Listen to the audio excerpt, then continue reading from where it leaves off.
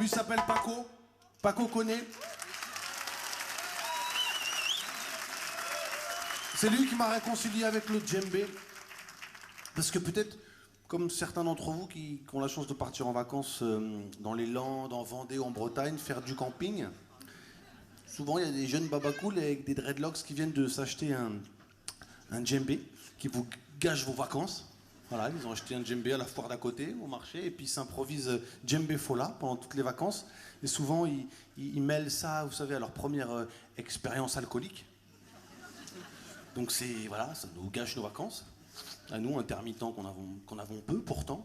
Alors maintenant, quand je pars en vacances en camping, je ne pars plus sans mon BAFA, mon brevet d'aptitude à la fonction d'animateur.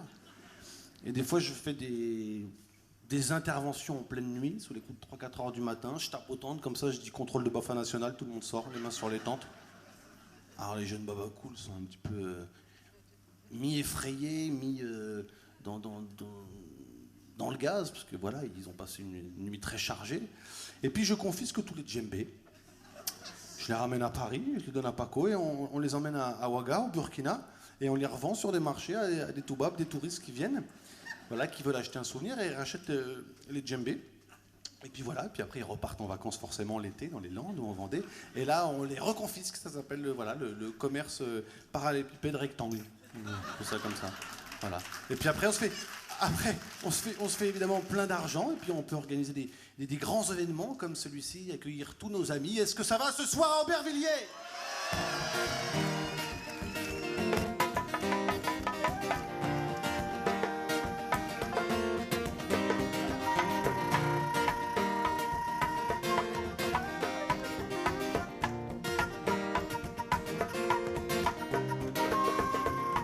Il y a des parfums d'ailleurs qui se promènent en couleur, des boubous qui te chantent des chansons de là-bas, des boubous généreux, des silhouettes qui dessinent une petite terre d'Afrique sur nos matins pluvieux. Des boubous généreux, des silhouettes qui dessinent une petite terre d'Afrique sur nos matins pluvieux. Itelimine kuyaharu Adukuliramu, Gomunto, Ikatakan, Sugekono, Ignai Terene.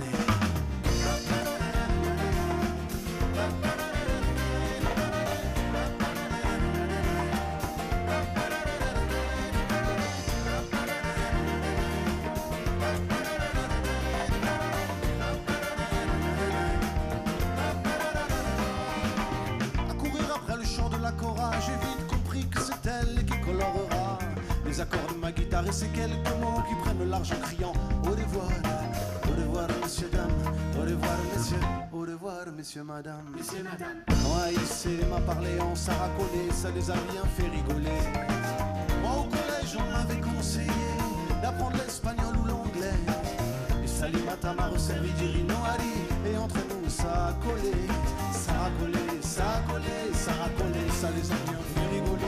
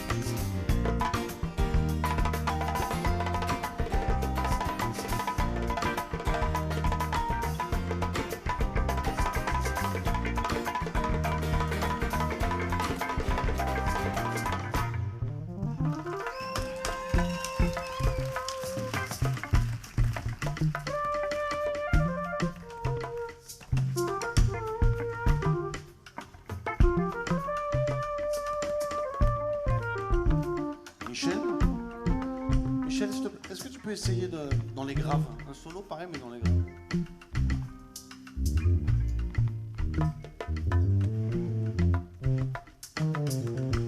Oh, dans les graves aussi. Essaye dans les aigus.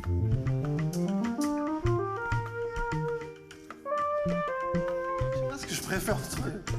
Vous préférez les aigus ou les graves? attends, on va demander... Olivier, tu peux allumer cette salle, s'il te plaît? Enfin, pas la provoquer sexuellement, mais la rendre visible. Voilà. Ouh là là, c'est une belle salle encore. Alors, qui préfère les aigus? Levez la main. D'accord. Et ceux qui préfèrent les graves? Oh, ah oui, il y a quand même une grande majorité de graves. Alors, souvent, on fait ce petit jeu pour savoir à quel public on a affaire. Donc là, vous êtes quand même un public qui est capable de se déterminer sur une question aussi aberrante, voire idiote, que est-ce qu'on préfère les aigus ou les graves? C'est-à-dire que ça n'a pas de sens. Cet instrument est un instrument complexe, riche, évidemment, qui a besoin des aigus, des graves, comme on a besoin pour vivre du yin, du yang, du jour, de la nuit. Michel, je te propose de ne pas tenir compte de la vie de ces personnes.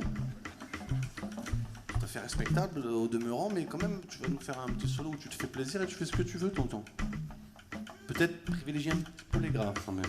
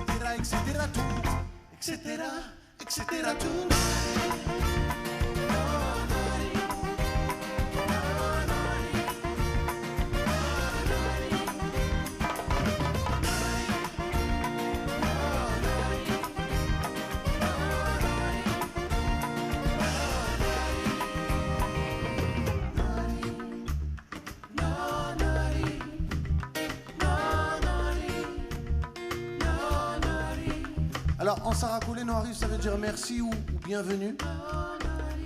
C'est un refrain qu'on peut reprendre tous ensemble ce soir pour se chauffer la voix. On essaye.